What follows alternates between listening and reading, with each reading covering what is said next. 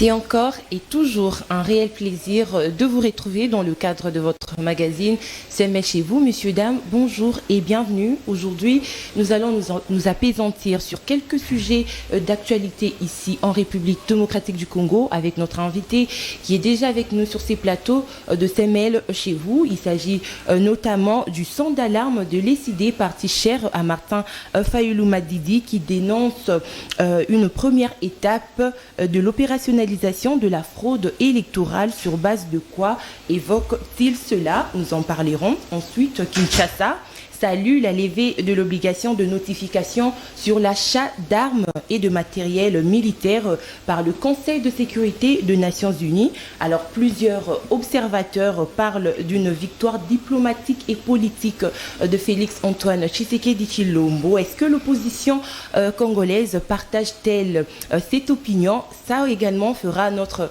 objet de change aujourd'hui. Et pour finir, Moïse Katumbi a annoncé son départ de l'Union sacrée pour la nation. Aussi, il a annoncé par la même occasion sa candidature à la présidentielle de 2023. Y aura-t-il coalition cette fois-ci, encore une fois, entre l'opposition? Est-ce envisageable? Nous allons chuter avec ce sujet tout au long de cette émission. Et donc, pour analyser cela, nous recevons pour vous sur ces plateaux de CML 13 Télévision, Maman Chantal Mouboni. Elle est cadre dans le parti politique de Martin Fayulu Madidi, dont le CID. Elle est également porte-parole de Martin Fayulu Madidi. Maman Chantal, bonjour et bienvenue à vous. Bonjour, merci de l'invitation. Merci de répondre à notre invitation également. Et avec moi, Nathan Kionza, pour la coprésentation de cette émission comme à l'accoutumée. Je le salue. Salut Nathan et bienvenue à toi. Bonjour Tadia, bonjour aux téléspectateurs de Semel chez vous. Bonjour également à maman Chantal Mouboni et bienvenue à vous. Merci. Alors demain, nous commençons déjà avec, va débuter, disons, l'enrôlement. Comment est-ce que vous, à votre niveau, vous vous préparez? Êtes-vous prête? Merci beaucoup. Nous avons tous suivi le calendrier de la CENI. Et je pense qu'après analyse minutieuse de la coalition Lamuka, hier, le président élu, coordonnateur en exercice de cette coalition, a tenu une conférence débat au CEPAS avec les journalistes. Et pendant la conférence, il a été question d'annoncer ou de dénoncer l'opérationnalisation de la fraude électorale qui est déjà en marche, et que le peuple devait avoir la lumière sur ce qui est en train de se passer. Et à travers cette conférence, le président élu a démontré à la face du monde et devant le peuple congolais que la fraude électorale est déjà en train d'être construite pour les élections à venir. Notamment, il a rappelé la mise en place de juges de la Cour constitutionnelle déjà en juillet 2020. Et il a rappelé la manière dont on a désigné les membres de la Commission nationale électorale indépendante. Il a rappelé comment les nominations sont en train de se faire de façon à pouvoir préparer cette fraude plutôt que de pouvoir organiser des choses correctement. Et au-delà de ça, en analysant les kits qui sont affectés dans un tableau, il nous a présenté, nous avons des kits affectés, nous avons la densité de la population, nous avons le nombre d'habitants par province qui a été classé suivant le R électoral. Donc nous avons vu qu'il y avait déjà une tentative de fraude qui était en train de se mettre en place. Si nous nous rappelons, parce qu'il a été rappelé pendant la conférence, que sous le règne de M. Kabila, vous avez constaté que le Katanga, le Grand Katanga et la partie est de la République avaient toujours beaucoup d'électeurs, contrairement à la partie ouest. Pourquoi? C'était parce que ces partis étaient estimés être favorables à ces régimes-là. Et au moment où le Kivu avait manifesté son désaccord avec ces régimes, vous aviez vu comment on a empêché à Beni de voter, disons, la partie Nord Kivu de voter. Donc aujourd'hui, nous continuons avec le même système parce que nous remarquons que quand vous prenez le Kasaï central, vous êtes sans ignorer qu'il y a eu un flux migratoire, il y a eu ces fameux problèmes de Kamea Sampou, qui a fait de sorte que nos frères et sœurs puissent quitter la province vers d'autres provinces. Et aujourd'hui, qu'on vienne nous présenter plusieurs centres d'inscription au niveau de l'espace Kasaï, que ce soit même plus nombreux que le Haut-Katanga, plus nombreux que d'autres parties de la République, c'est quand même inquiétant et ça interpelle tout le monde. Quand nous regardons l'Équateur, nous regardons le Congo, le Kwilu, partout où il y a les alliés de l'Union sacrée, vous voyez qu'il y a vraiment un problème. Alors, il a démontré même jusqu'à aller à connaître combien d'électeurs sont entendus par kit électoral. Et c'est-à-dire que on a pris le nombre d'habitants de la province, on a pris le nombre de kits affectés, on a divisé et on a estimé que dans la province comme Kinshasa, il faut au moins une 90 de personnes par jour pour s'enrôler. Vous allez dans le Bas-Congo, c'est dans les 80 quelques, mais vous allez dans le Haut-Katanga, c'est 105 personnes. Si on suppose que la moyenne du temps à faire par personne, c'est 7 minutes. Donc, on a déjà plus de 105 personnes qui doivent s'enrôler par jour, chose qui ne sera pas possible parce que quand vous avez 7 minutes pour avoir, pendant toute une journée, vous n'aurez pas plus de 100 personnes. Ça sera difficile. Et il a été constaté également que le lancement même des opérations d'enrôlement des électeurs d'identification doivent commencer, ça doit commencer le 24. Le 24, c'est une journée, une demi-journée, les gens sont dans des fêtes, les gens sont dans des festivités. On a presque 6 jours comme ça dans le mois de décembre qui ne sera pas très favorable à l'enrôlement, surtout dans cette première classe qui a été choisie. Donc, il a parlé du 24, 25, 26, du 30, ça sera 31, déjà un problème. Les gens sont dans des festivités, il y a l'embouteillage, il y a beaucoup de choses. Aujourd'hui, pour quitter la maison, nous avons quitté à 8h, nous sommes arrivés ici à 11h passé, ici à Limité. Jusqu'ici, on a fait plus de 3 heures du temps. Bon, imaginez, avec tout l'engouement que les gens ont pour aller se chercher quoi manger le jour de fête et comment, est-ce qu'il y aura possibilité que ces jours soient bénéfiques? Ça, c'est aussi un problème. Et quand vous regardez que la ville-province de Kinshasa, que disons toutes les 5 provinces, si je ne m'abuse, qui constituent la première phase, vous voyez que toutes ces provinces-là, il y a des problèmes. Ici, si vous donnez 1 mois à Kinshasa, on aura déjà perdu 6 jours comme ça. Et vous pensez que pendant 1 mois, on va enrôler combien déjà à Kinshasa? Et vous craignez que le temps soit insuffisant? Le temps est insuffisant du fait que les kits affectés ne sont pas suffisants, du fait que les gens qui doivent s'enrôler ne doivent pas être plus de 91 personnes par kit électoral. Donc parce qu'ils ont 7 heures de travail. Oui, on a 7 heures de travail. Donc, il nous faudrait avoir soit plus de kits, soit plus, soit on cherche, si on va plus de temps. Prolonger d'un mois, pour que ça soit même 2 mois, mais ça ne va rien affecter parce que ça peut continuer jusqu'à 2 mois. Bon, les autres phases qui étaient prévues peuvent commencer déjà à travailler parce qu'il y a le matériel, c'est pas le matériel qui manque. Donc, c'est ça le problème. Et pourquoi pas même... Et là, permettez-moi, on sent une volonté de vouloir ne pas avoir beaucoup d'enrôlés à Kinshasa, par exemple, au Congo central, par exemple. Parce que aujourd'hui, on ne peut pas comprendre. C'est comme on a vécu ça avec le régime passé. Vous voyez que la province de Sankourou, par exemple, qui avait 800 000 personnes qui étaient attendues pour s'enrôler, mais qui a enrôlé 2 500 000 et quelques. Et après nos revendications, là, quand nous étions encore dans l'opposition, l'ancienne opposition, on a fait le toilettage du fichier électoral et c'est rentré à 1 500 000 et quelques. Pendant que la CENI attendait 800 000. D'où étaient venus ces gens-là? Donc c'est la même politique. Aujourd'hui, nous voulons que tous les Congolais exercent leurs droits. C'est vrai, nos frères de la diaspora ont le droit de voter. Mais on a sélectionné 5 pays. Est-ce qu'ils peuvent nous dire les critères sur lesquels ils se sont basés pour ne choisir que ces 5 pays-là? Est-ce qu'on peut nous dire aujourd'hui quels sont les mécanismes d'encadrement qui ont été mis en place pour sécuriser cette élection-là? Est-ce qu'on peut nous dire comment on n'a pas pu prendre même en représentation, je ne cite pas Afrique du Sud, je peux dire par exemple, parce qu'Afrique du Sud est comptée dedans, Angola ici, Congo-Brazza ici en face, il y a aussi beaucoup de Congolais, mais on n'a pas pris ça. Mais les 5 pays qu'on a pris, on s'est basé sur quels critères? Ce sont des questions qui doivent être connues, parce que la CENI est en train de faire quelque chose pour le pays, mais cette compétition, ça concerne les parties prenantes. Et il faudrait que le partie prenante soit au parfum de ce qui s'est fait.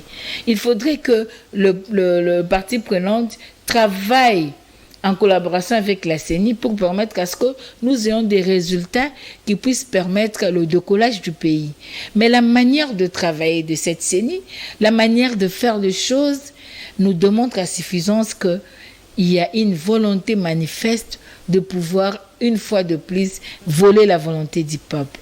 C'est pour cela que le président Martin Fayulu a jugé bon de faire cette conférence débat pour démontrer à la face du monde qu'on est déjà en train de préparer, d'opérationnaliser la fraude. Mais il a dit qu'on ne va pas boycotter les élections, mais on doit faire de bonnes élections. Et il a demandé à la CENI de pouvoir privilégier les consensus entre les parties prenantes.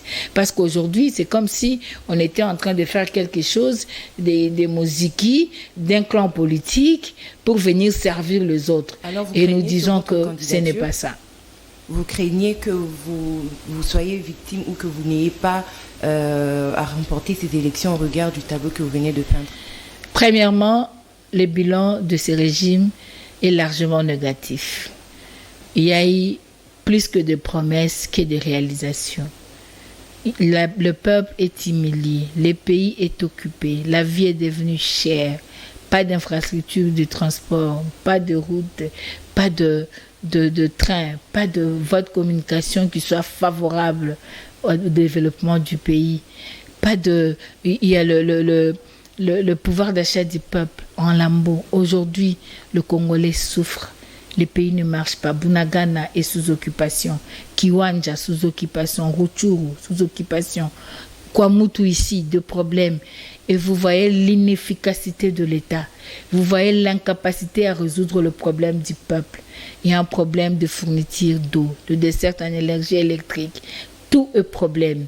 Et avec ces bilans déjà qui est négatif, ça ne permet pas au peuple congolais de sanctionner positivement ce régime.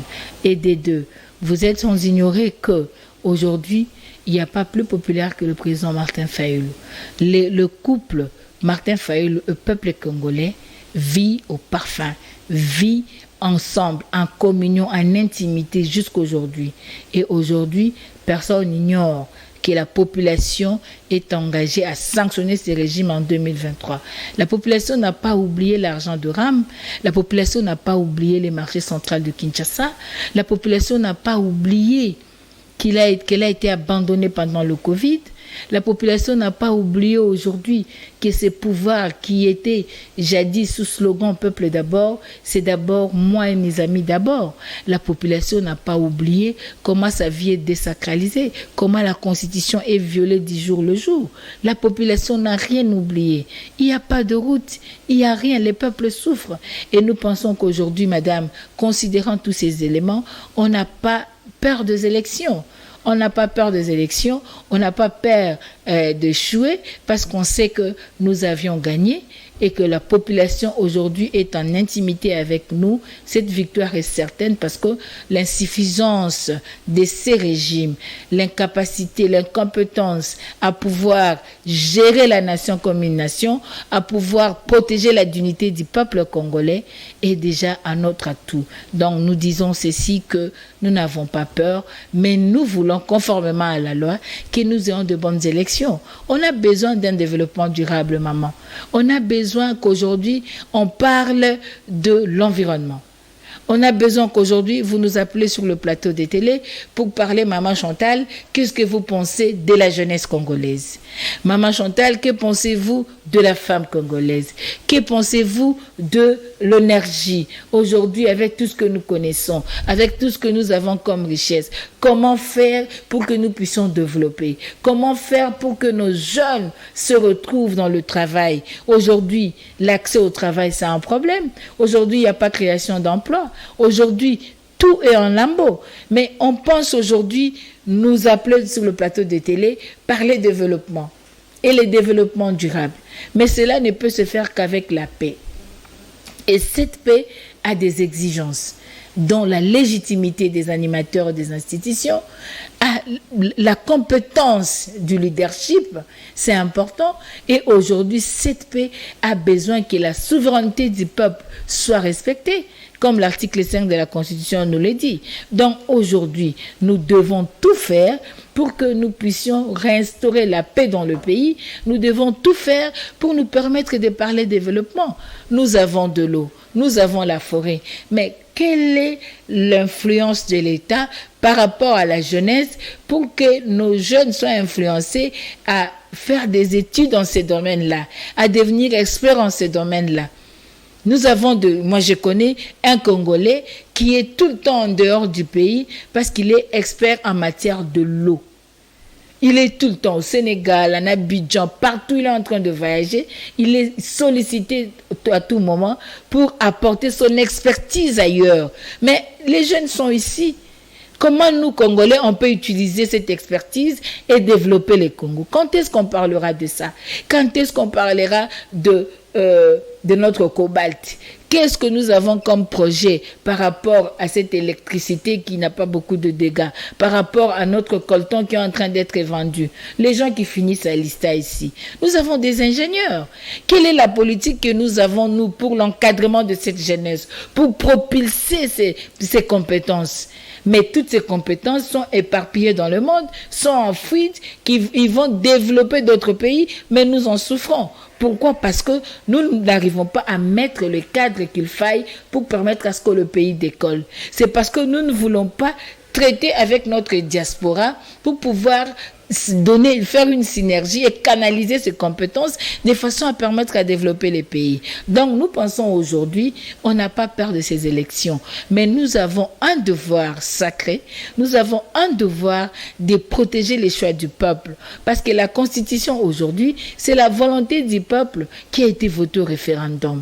Et cette volonté donne de la valeur aux souverains primaires. Mais si aujourd'hui, que ces souverains primaires votent et que son choix ne soit pas respecté, ça pourra encore nous embrouiller davantage. C'est pour cela que nous disons que nous devons mener le combat en amont pour que nous ayons de bons résultats.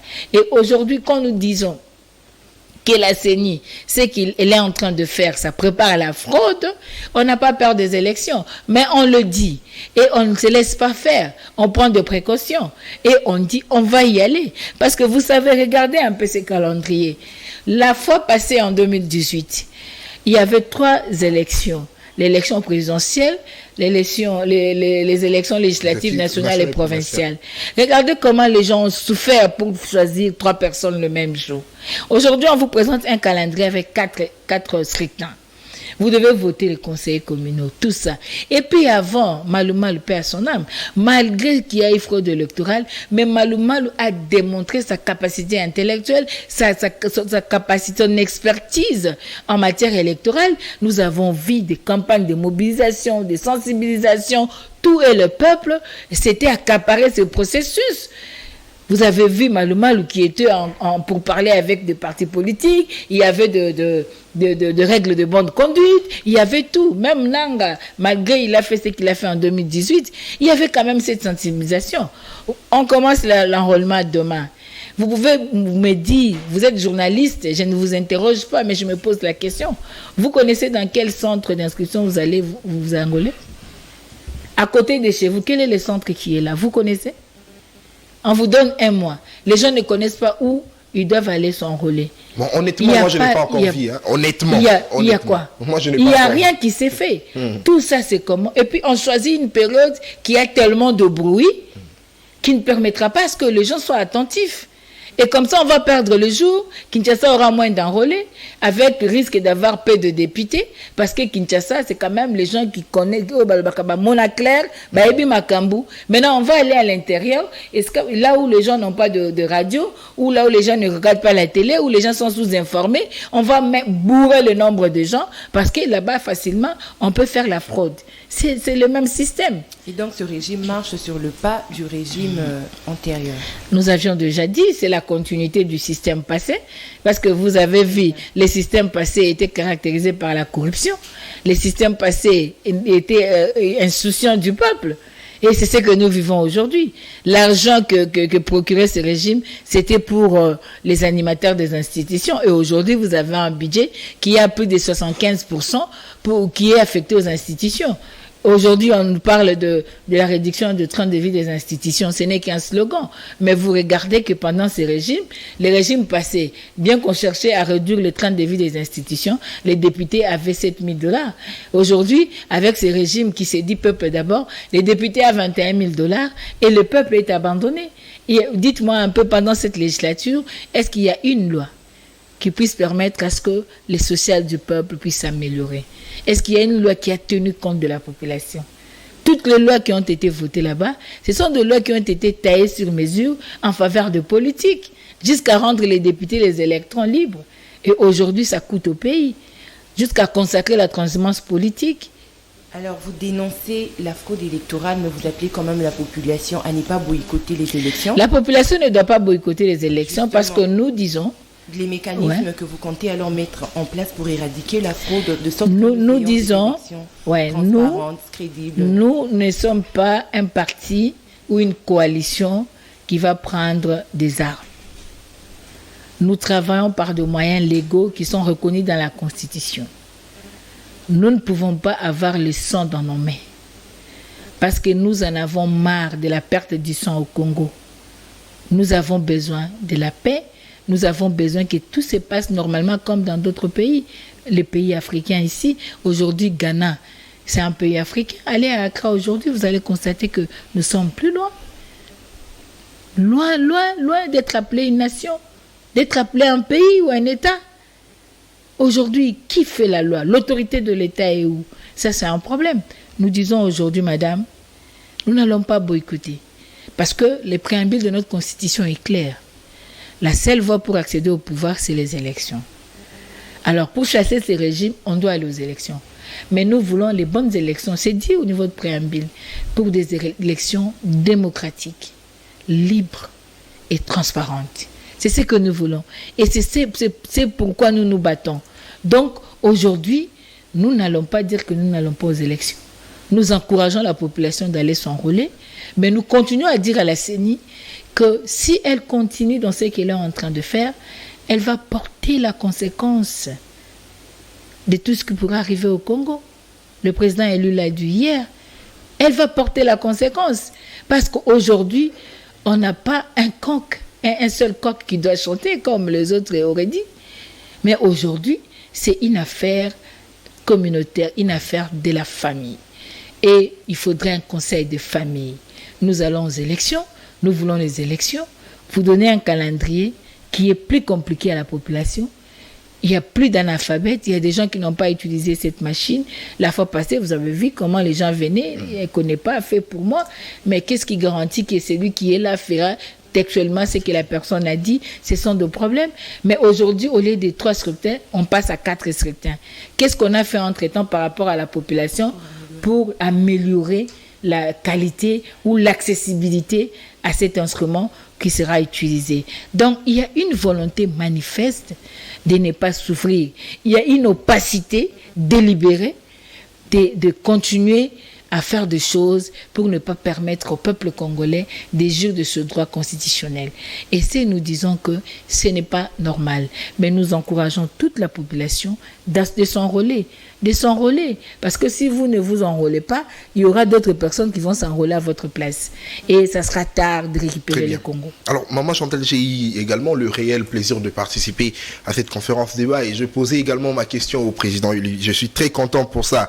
Alors, j'aimerais savoir, Maman Chantal, Chantal, pourquoi est-ce que le fait d'ajouter les élections de conseillers communaux et municipaux pourrait constituer un problème? Parce qu'on a autant de fois demandé qu'il y ait ces élections au niveau de communes, mais le fait de l'associer à ce scrutin, pourquoi est-ce que ça pourrait constituer un problème? Ça va constituer un problème parce que le président il a démontré hier, je viens d'en parler ici. J'ai laissé mon tableau là-bas. Si je peux avoir... Et moi également, je l'ai oublié. Je pouvais vous donner tous les chiffres. C'est-à-dire quoi? Vous avez... On vous donne le tableau, alors. Très bien. Merci. Moi également, j'ai oublié mon tableau dans le bureau là-bas. Ok, merci. Nous allons ici, par exemple... Nous sommes à Kinshasa. À Kinshasa, ici, nous avons les électeurs enrôlés par kit par jour. Il faut 93 électeurs. Selon la CENI, les électeurs enrôlés, il faut 72. Mais quand vous prenez les kits affectés, et les électeurs entendus selon la CENI. Ça, ce sont les chiffres de la CENI. Oui. Les électeurs entendus, c'est 5 419 091. OK? Et les centres d'inscription, c'est 1432. Les kits affectés, c'est 2497. Quand vous divisez le nombre des entendus et les kits affectés, vous avez plutôt 93 personnes qui sont entendues. Pendant que ces 93 personnes, il y aura déjà l'incapacité de pouvoir s'enrôler en une seule journée. Voilà. Parce que si on a 7 heures de travail, fois 7 personnes fois par 7 terre, personnes, ce qui donne 49. C'était le calcul du président Martin Fayulu. Vous voyez. Donc, vous avez déjà 49 personnes qui doivent être enrôlées par un kit par jour. Et si on peut aller au-delà, on peut dire même 50 personnes. Parce que certaines peuvent être rapides, faire que 6 minutes, les autres 7 minutes, les autres 2 secondes. Ça peut aller même, on peut prendre une moyenne de 50 personnes. Et cette moyenne, on considère par rapport, on a mis les enrôlés de 2006, 2011, 2018, tout ça. La moyenne, c'est 44%. Et dans tout le pays, c'est comme ça. Les experts électoraux nous ont confirmé ces chiffres-là. Et quand nous regardons les chiffres de Malumalu, de Mulunda, de Nanga, c'est toujours, on est en train de naviguer dans les 44%. Donc, ça sera difficile d'abord pour Kinshasa. Maintenant, quand vous allez par exemple au Kasaï central, vous avez les kits affectés, c'est 1432. Électeurs attendus par kit, c'est 44. Avec une population, selon les électeurs attendus selon la CENI ici, c'est 1 890 618. Vous voyez qu'avec 44 personnes, il y a possibilité que les gens s'enrôlent par jour, 44 personnes. Là, il n'y a pas de problème. Quand vous allez vers Okatanga, vous voyez qu'il vous faudrait plus de 100 personnes. Vous allez ici, c'est 97 personnes par jour. Ça sera impossible. Vous voyez. Donc, le problème aujourd'hui, avec les 3 scrutins passés, il y a eu beaucoup de problèmes. Les gens sont restés dans les bureaux de vote jusqu'à 23 heures. Les autres ont passé la nuit là-bas. Mais il y avait beaucoup de problèmes et ça n'a pas marché comme tel. Mais quand vous ajoutez encore le 4e scrutin, le scrutin qui n'a jamais été organisé encore, parce que les élections municipales n'étaient pas organisées depuis 2006 jusqu'à aujourd'hui. Et c'est la première fois que ces élections doivent être organisées. Nous aurions voulu voir, comme on avait déjà l'esprit de ces 3 scrutins, laisser les 3 scrutins et ramener ces scrutins, même le même jour avec les scrutins des sénateurs. Parce que les sénateurs sont votés au niveau de... C'est un suffrage indirect. Oui. Ça ne pose pas beaucoup de problèmes. Alors, moi, j'entends le fait de condenser ces scrutins, non seulement ça embrouille la population, parce qu'aujourd'hui, vous allez poser la question. Le peuple vous parle, nous connaissons les bourgmestres. Le peuple ne vous parle pas de conseillers communaux. Vous n'avez pas expliqué au peuple que quand vous allez voter les conseillers communaux et que c'est les conseillers communaux qui devraient à leur tour voter les bourgmestres. Ça devient compliqué. Ça devient compliqué. Il ne connaît même pas c'est qui les conseillers communaux, quel est le rôle de ces conseillers communaux. Voilà. Le peuple ne connaît pas. Mais on doit mettre ça ensemble pour embrouiller le peuple. Vous arrivez là, oh, vous mettez moi tête. Mais il peut même aller prendre un provincial, il met là-bas, et puis le bulletin est nul. Donc il fallait simplement... des opérations de tout. Voilà, il fallait simplement permettre à ce qu'on puisse voter que le bourgmestre et ça pourrait non, pas le bourgmestre, parce que la loi est claire, c'est la loi. Oui. C'est les conseillers communaux et les conseillers communaux, alors tout vote le bourgmestre. On devait nous limiter à 3 scrutins et après voir comment mettre ces scrutins, même les mêmes jours du scrutin des sénateurs. Ça ne va rien changer. Pourquoi ne pas faire comme ça s'est fait ailleurs? On commence d'abord par l'élection présidentielle et puis le législatif pourrait venir juste après pour faciliter à tout le monde de voter facilement. Le problème, c'est quoi? Le problème, c'est que nous avons un mandat de 5 ans aux députés nationaux, aux sénateurs et au président de la République. C'est un mandat de 5 ans. Aller au-delà, ça sera après mandat. Alors, pour organiser les choses, il est maintenant important que nous ayons un gouvernement légitime, un vrai gouvernement, un leadership compétent pour organiser l'élection présidentielle 90 jours avant. La loi est claire. Très bien. L'élection présidentielle s'organise 90 jours avant. Le scrutin doit déjà être convoqué pour l'élection présidentielle. Alors, quand le président est voté, il est stand-by, il attend son installation. OK? Oui. En attendant son installation, on peut convoquer les scrutins des législatives nationales et provinciales. Donc ici, on veut compliquer les choses pour rien. Mais c'est pas pour rien, mais ils veulent en tirer profit. Parce que là, on embrouille le peuple. Le peuple, d'abord, l'usage de la machine pose problème. Il n'y a pas de sensibilisation suffisante. Et d'aider, il y a des scrutins de trop. Et un scrutin qui n'a jamais été fait d'une manière démocratique, parce que sous Mobutu, on votait on les appelait les commissaires régionaux, hein? Le commissaire régional, le commissaire urbain, disons, je crois là. Voilà, alors j'ai oublié. C'est vrai, vous avez évoqué le problème des sensibilisations de la part de la CENI. On a même vu récemment avec le président Corneille Nangaa, il y avait au moins la sensibilisation au sein des universités et tout, c'était quand même bien par rapport à cette période. Il y avait même des images, des bandes dessinées, tout, des livres. Avec Corneille Nangaa, c'était mieux par rapport avec le président actuel, mais Maman Chantal Fayoulou évoque encore un autre problème. Il parle de la réduction du nombre d'électeurs dans des provinces où l'opposition a de l'ancrage. Est-ce que c'est pas un aveu d'échec, ça? Non, c'est pas un aveu d'échec, c'est un constat réel. Sous Kabila, on l'avait dit.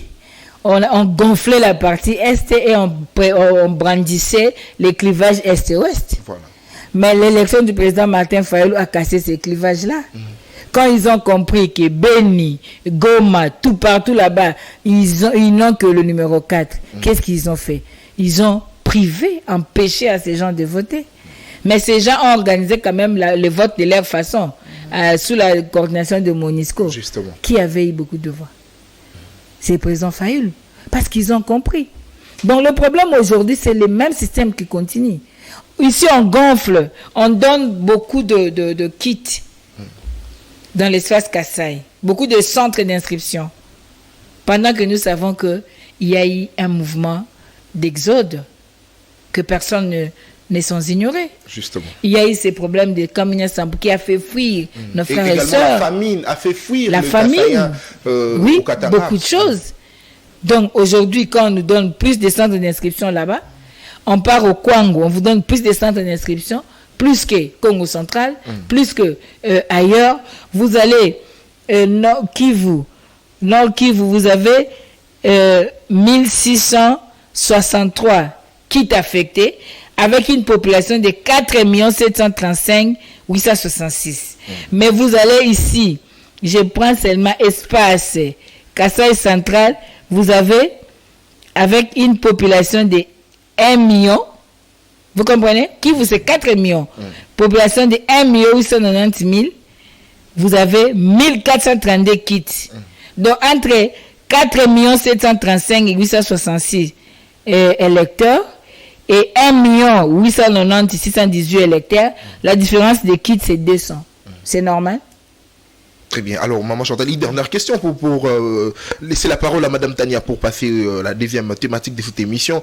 C'est vrai, vous avez évoqué ici quelques soucis, notamment sur le choix de différents pays où la diaspora se trouve pour voter.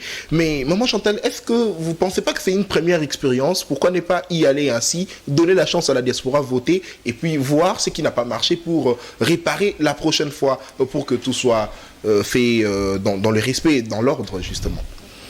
La loi accorde à tout Congolais cette capacité de voter, de se choisir son dirigeant.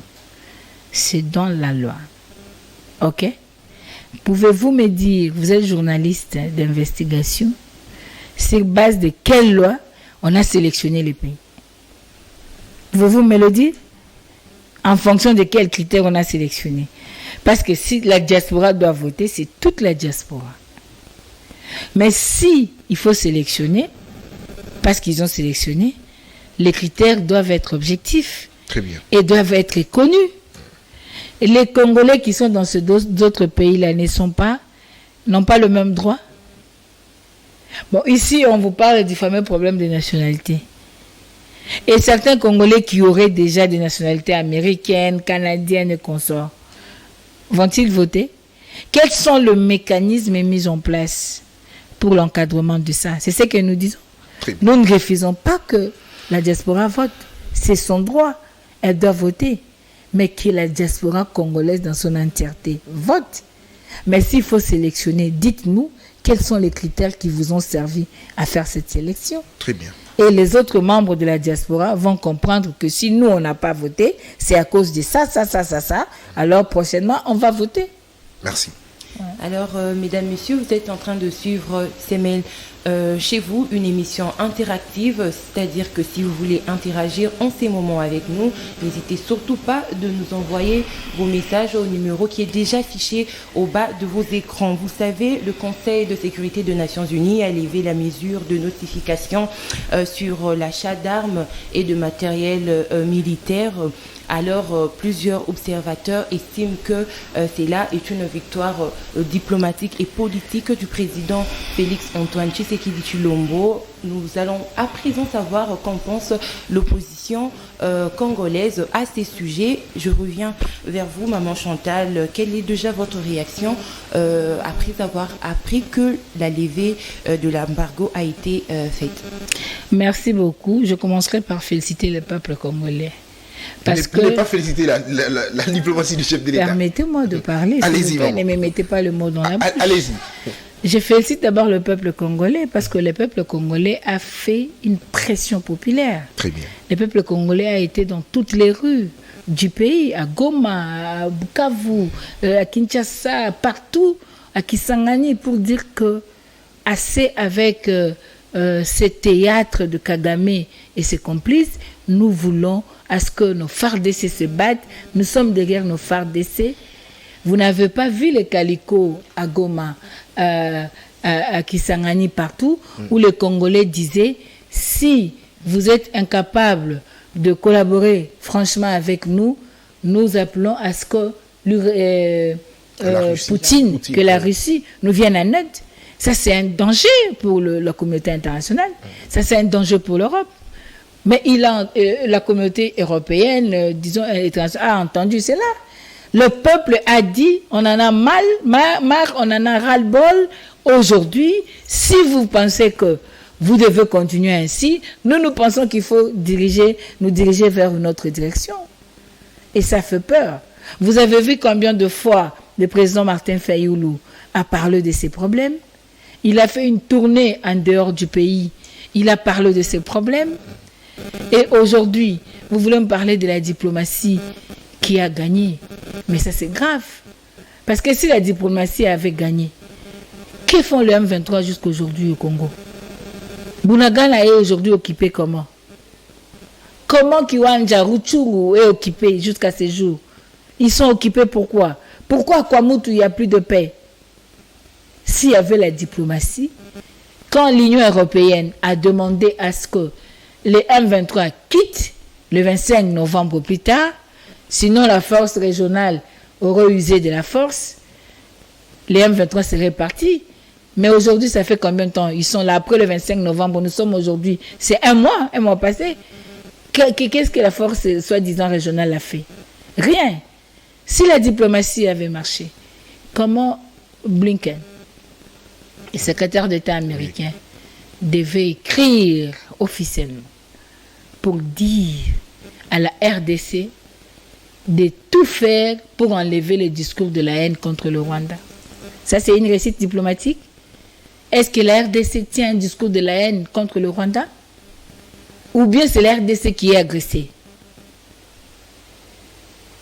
Si nous avons gagné, pourquoi on nous exigerait d'avoir des réunions en mettant en danse la MONUSCO?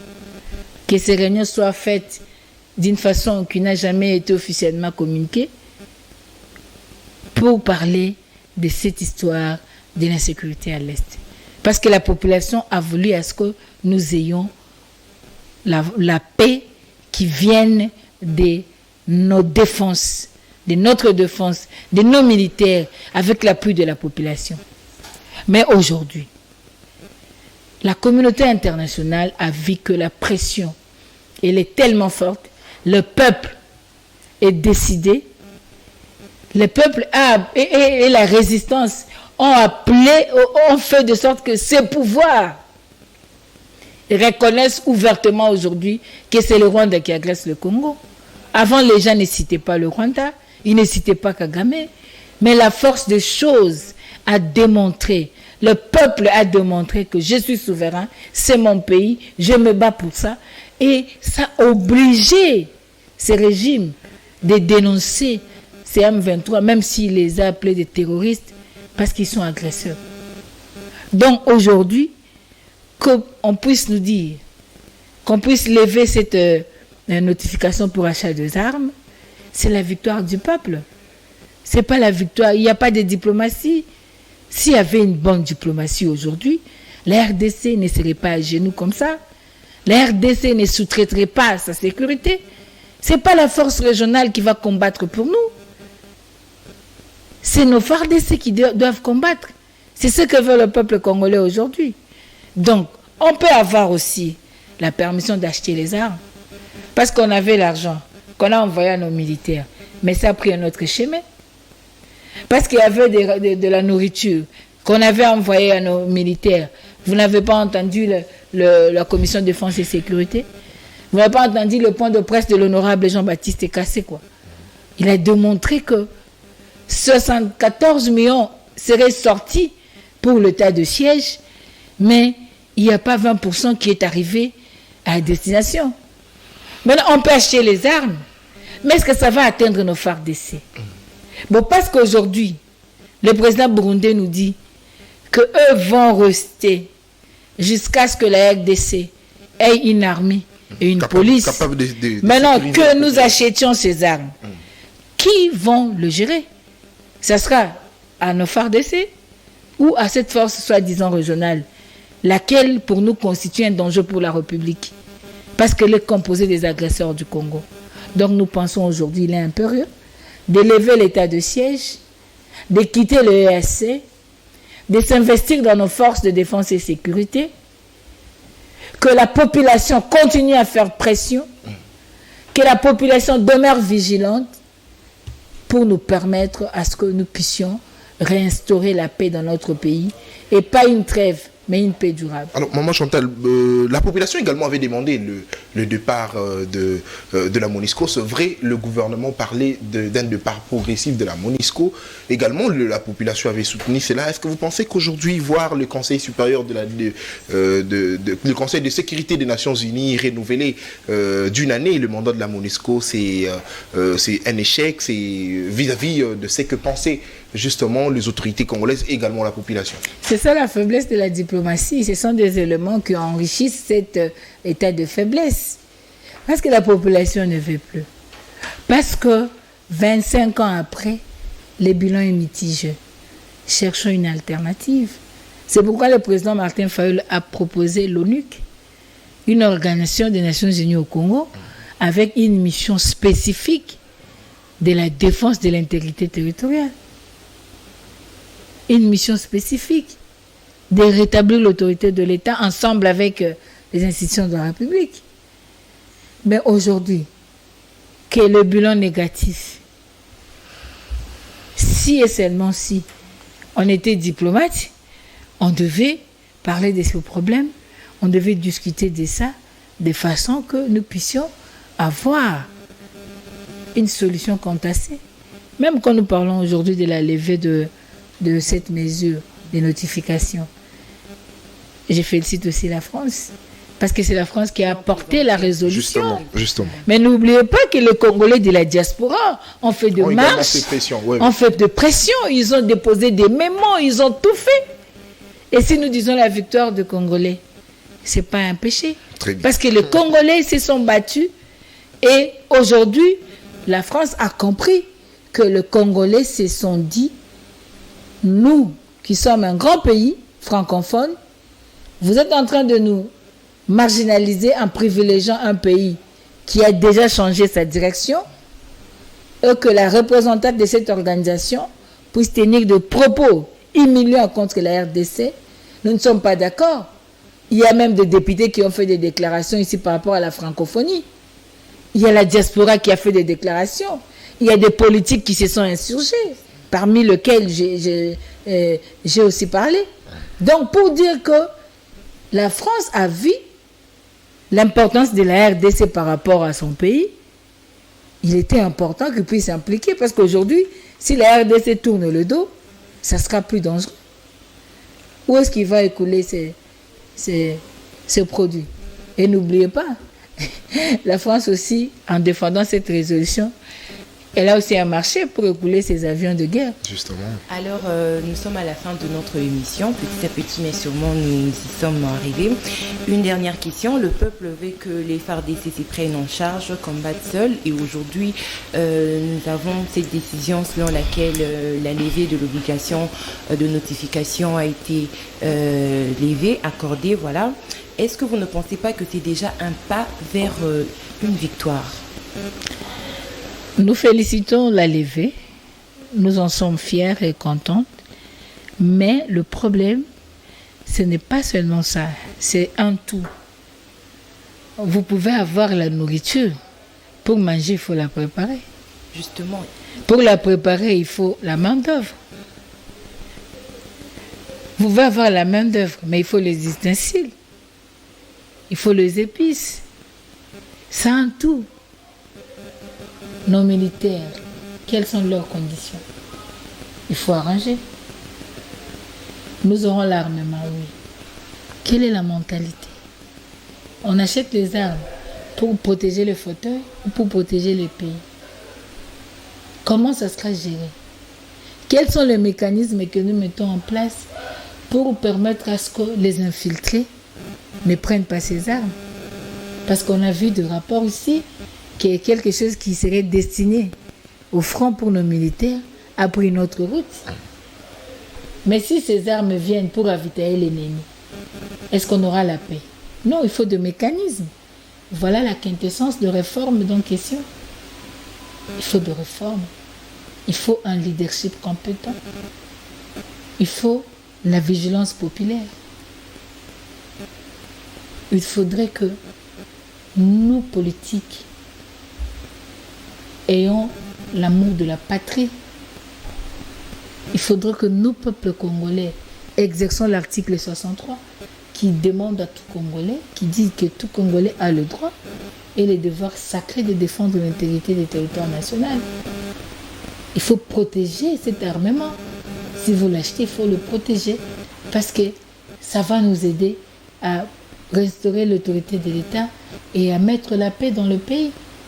Et les militaires qui sont au front, ils mangent quoi? Ils sont traités comment?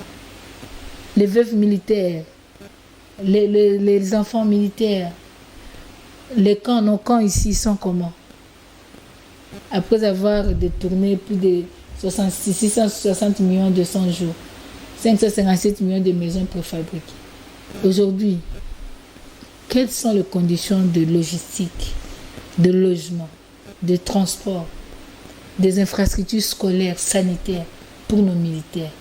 Un papa qui doit se battre pour le Congo, qui a son téléphone à tout moment. Papa, on m'a chassé de l'université, je veux pas l'argent. Papa, on n'a pas mangé aujourd'hui.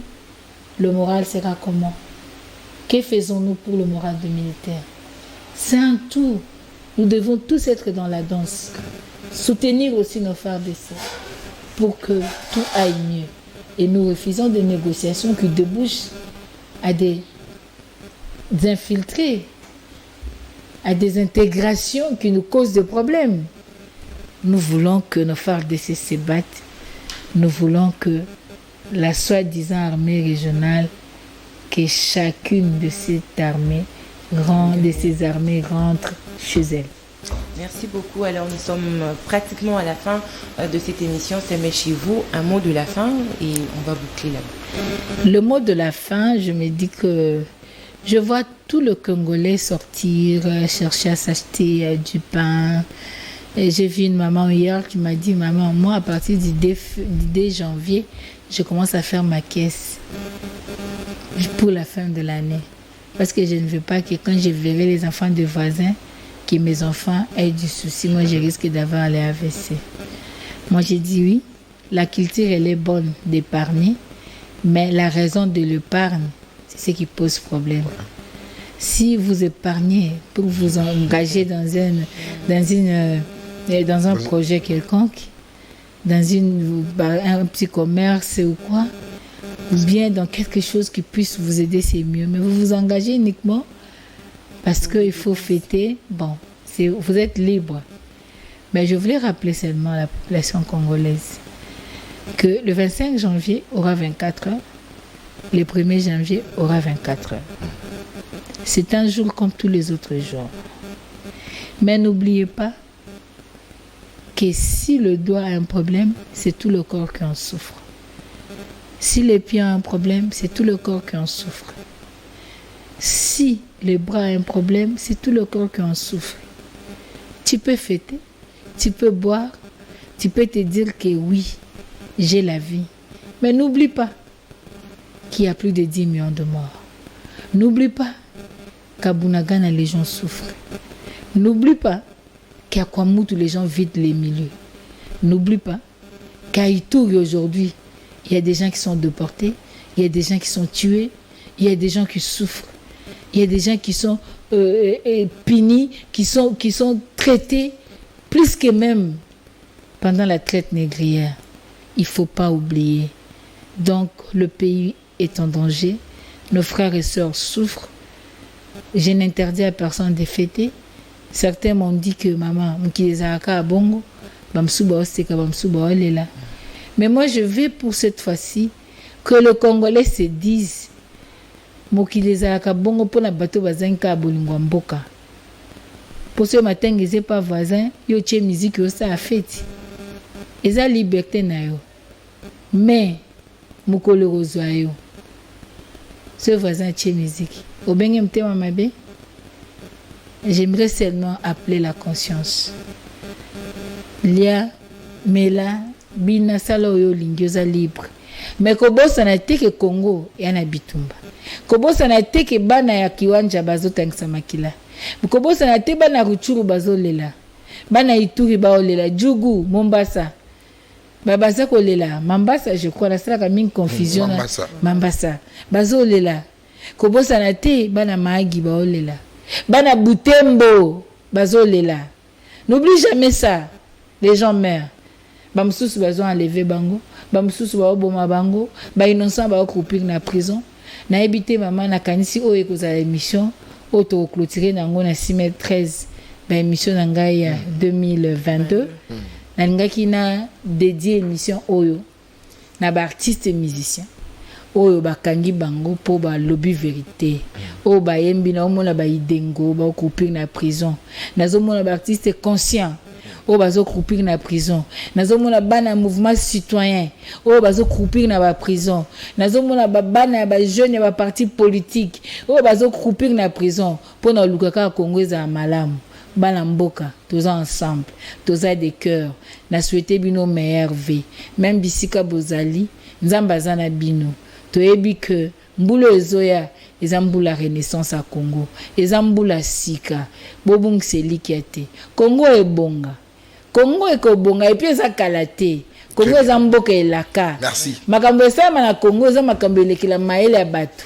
Et la maille même la communauté internationale, même les États-Unis d'Amérique, ils ont France, et que la maille la politicien na batunyoso parce que Congo est amboké laka. Ce n'est plus pour longtemps, c'est pour bientôt. Ne perdez jamais courage. Tous années likia. Congo et Kolomoko. Alors, merci beaucoup.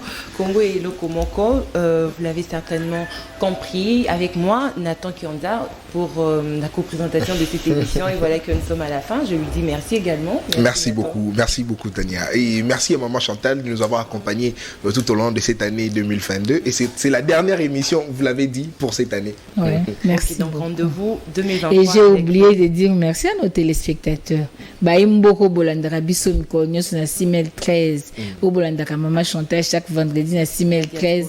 Et puis Bana Diaspora Bisika Nyoso Boza Bolingaka Maman Chantal Bosepelaka la intervention Oto Salaka.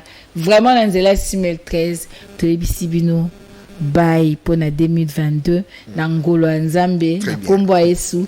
Tokokutana na premier vendredi 2023, Petorokoumi Sanzamba ensemble. Merci. Alors l'émission est complètement terminée. Merci à vous de renouveler à chaque fois votre confiance. Nous vous souhaitons comme ça une joyeuse fête de Noël et une bonne année 2023.